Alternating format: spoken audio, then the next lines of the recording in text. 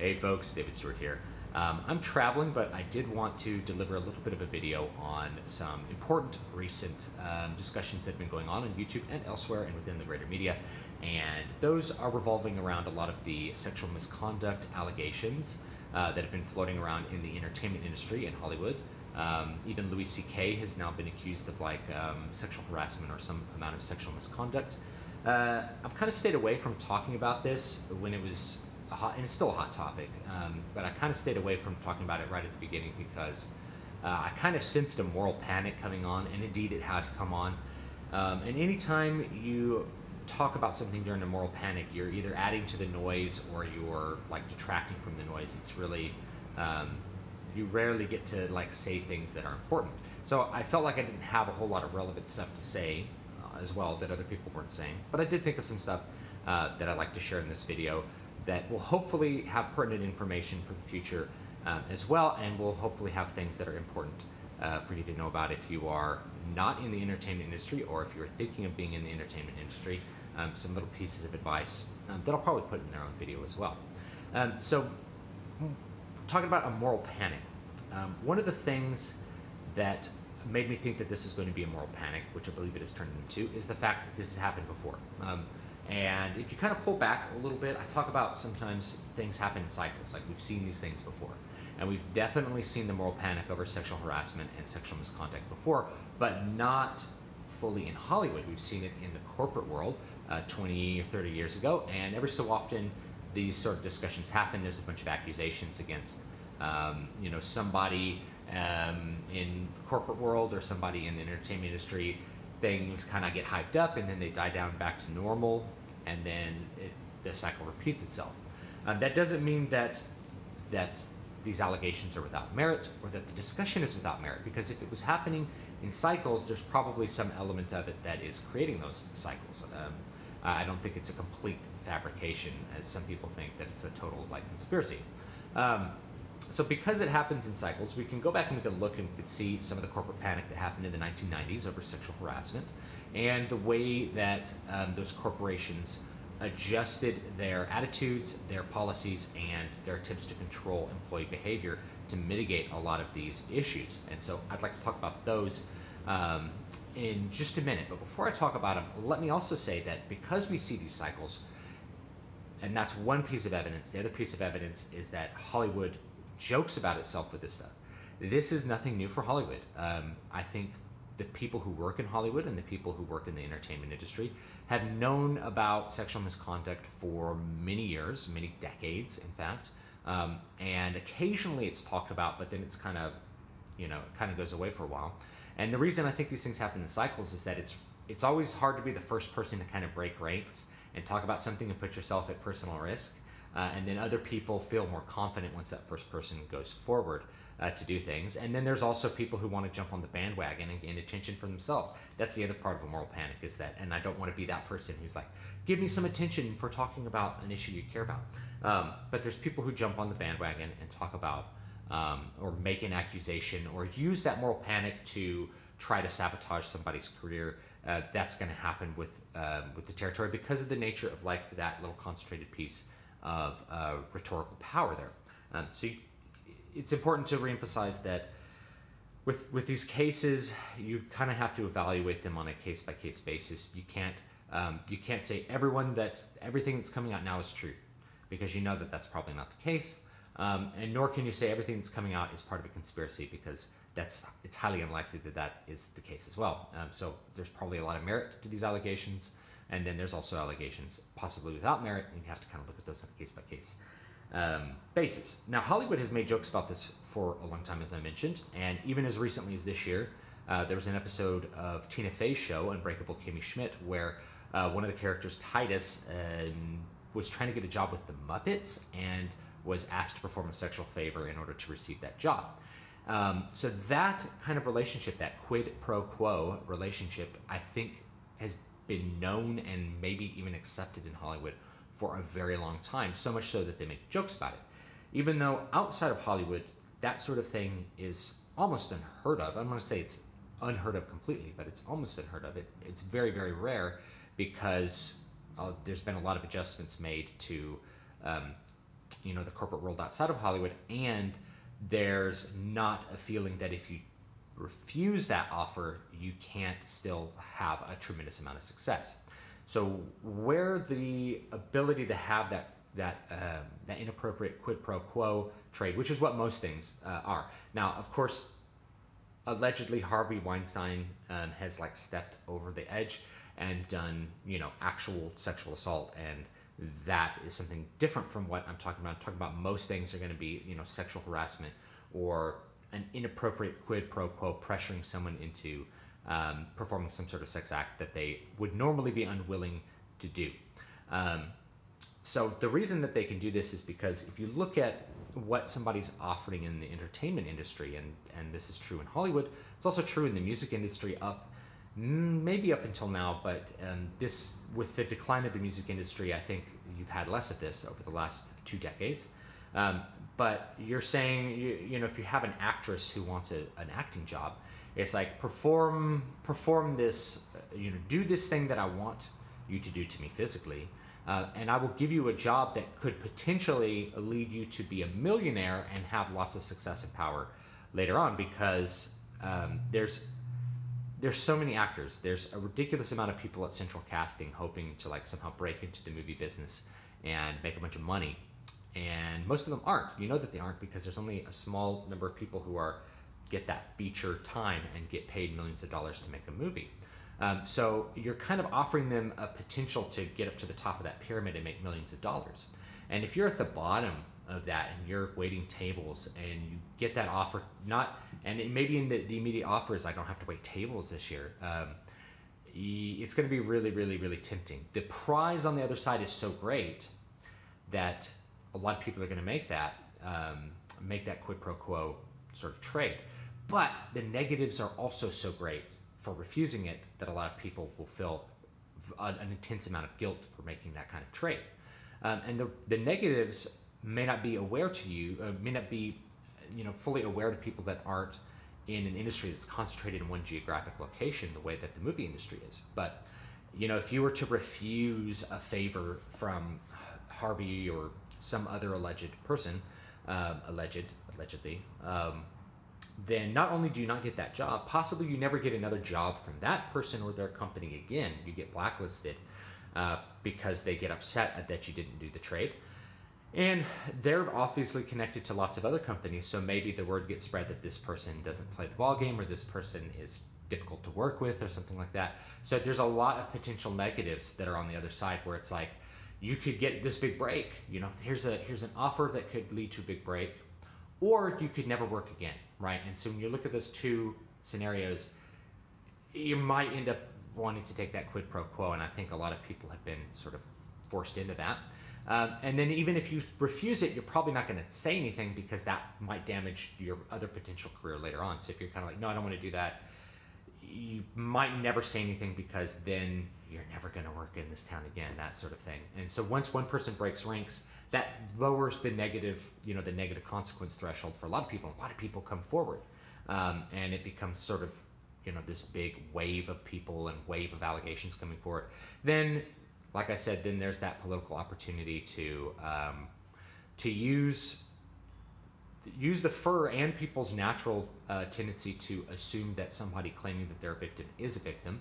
I think that's sort of a natural human thing. You don't have to merely be like a feminist or something to assume that the victim's correct. I think most people, when they say I've been robbed, they're like, well, who robbed you? Did you get robbed? We tend to first assume that somebody's a victim. Not necessarily assume that somebody's guilty, but first assume that somebody's a victim. So in those cases, there's always going to be potential for abuse, the political abuse of the accusation itself. Because one of the things about sexual accusations, and I'll talk about this more when I give sort of my advice to men and to women, but mostly to men, a sexual allegation itself is almost the same as being guilty, because it gets known, it gets spread, and your name can get destroyed, even if you were innocent or even if it was done for political reasons. It can have very, very, very negative consequences. So the allegation itself is really, really serious. Making any kind of false accusation is bad, but I think making a false sexual allegation has the biggest potential for harm of almost anything. Maybe even more than murder, because if you're found innocent of murder and people could reasonably believe you didn't do it, then you may just be innocent. But for some reason, the sexual allegations, because we find them particularly heinous, we find them really, really heinous, that even if they turn out to be bunk, people forget that they're bunk and they remember the accusation itself. Or they assume that if a couple people have come forward, that because of volume, those claims are also valid. And I remember, kind of have to go case by case, I think, once this moral panic sets in. Now this is different. Obviously, I'm talking about different stuff than like outright sexual assault, rape, or pedophilia, or things like that go on in Hollywood, which I'm sure there might be some of that goes on because of the nature of power. You're offering the same thing to a child, and a child has a diminished ability to make moral decisions, a diminished ability to make proper decisions for themselves in general. Children are much easier to victimize than adults. And so I think any child in Hollywood is at a bigger risk, the same way that they'd be in any industry where children work. And the entertainment industry is one of the only ones where children can work a lot and be separated from their parents and guardians quite a lot as well. So I think there's a lot of potential for abuse, but we'll wait to see how much comes out of that. Okay. Now, here's a little bit of my advice, and this goes mostly for men, but it can also be for women. And this is coming from the perspective of a public school teacher, former public school teacher. I'm not working in the public schools this year by my choice. But you are at a particular disadvantage as a man when it comes to these sorts of accusations being made if you happen to be innocent. So this is advice for those of you who do not sexually harass women and do not try to engage in improper quid pro quo relationships, and don't try to generally sexually assault women. This is for good men to avoid having your name tarnished. This is my advice, is that you kind of have to be like Mike Pence. You don't have to be like MGTOW Monk and never deal with women, but you essentially have to create the correct walls around any sort of relationship with a woman or with anybody that has the potential to be improper in any way. So that means that you don't meet with people alone in places where anything bad could happen. So if you're a teacher, and I really wish that like more young male teachers got this information, because I've known a number of men who have essentially lost their teaching career because of allegations that turned out to be untrue. Because the standard of doubt for the CTC, which is the credentialing agency here in California, to revoke your teaching credential is not the same as it is in a court of law. They can essentially revoke it if they choose to, and even if there's no like legal way that what was accused actually happened. And so it's actually a thing that happens to male teachers a lot. It's that if you upset a student, that student, knowing what can happen, can make an improper allegation or make an allegation of improper conduct, and then essentially you're suspended without pay and you have your career flushed down the toilet, even if there's no possible way it could have happened. And one of the ways to sort of stop that at the bud is to never be alone with a student, never be alone with an inferior is my big piece of advice if you're in the corporate world especially. And one of the things, if you go into like sexual harassment trainings in the corporate world, which have been happening for 20 years, every year they build up what encapsulates, what is safe behavior and what's unsafe behavior in the workspace for avoiding potential lawsuits and avoiding any kind of allegations of improper conduct. And as the years have gone by, that's expanded so that there's a huge range of things. And basically what you need to know is that you should never, basically anything that can make another person uncomfortable at work has the potential to create a lawsuit. That's the official legal perspective that I know, and that's what you're going to receive in a lot of sexual harassment trainings, to the point where if your spouse comes to work and you kiss them in front of another employee, there's a potential sexual harassment lawsuit there. And that is really 100% true. And if you're not aware of that, you need to be aware of that. And you're not going to fight that reality by saying, well, I refuse to submit to that ridiculousness and I'm going to kiss my spouse who happens to work with me. It's like, no, you're going to end up with your company getting a lawsuit and possibly you getting sued. It's about CYA, cover your ass. And going back to the teacher thing, more teachers need to know this. You should never be alone with a student, right? Especially if you're a high school teacher, especially if you're a middle school teacher, any teacher. You should never be alone with one-on-one with a student, especially if you're a man. If you're a woman, the likelihood that that sort of thing would be made against you, I feel, is much lower, because it is. You hear about women engaging in sexual misconduct with students, but it's so much rarer that I think it's just a much lower possibility if you're a woman. But never be alone with a student. Never have anybody, any place that somebody could point to and say like, well, here's a place where you could have done something improper with a student. So you're never alone with them. You do not give your student cell phone numbers. So no student should ever have your cell phone number if you're a teacher. I'll make my own video just talking about this for teachers, but same thing for inferiors if you're working at a company. Be very, very careful who you give your cell phone number to, because improper texting, even if they send you an improper picture, could get you nailed, right? And that's happened, that's happened to lots of people in the corporate world, even recently. So never have your cell phone. Be careful who you send your cell phone number to, or have a company cell phone that's exclusively for company disbursements. Same thing for like email.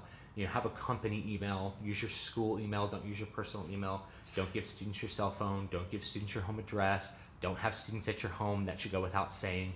I know so many band directors, because I'm a band director, I know so many band directors that constantly break these rules, and they don't think about what kind of legal position they may be putting themselves into later on. And I've known a large number of band directors, male band directors, who've gotten themselves close to being into trouble and been exonerated, or basically walked away from the profession because of the potential for harm that they put themselves into with this sort of thing.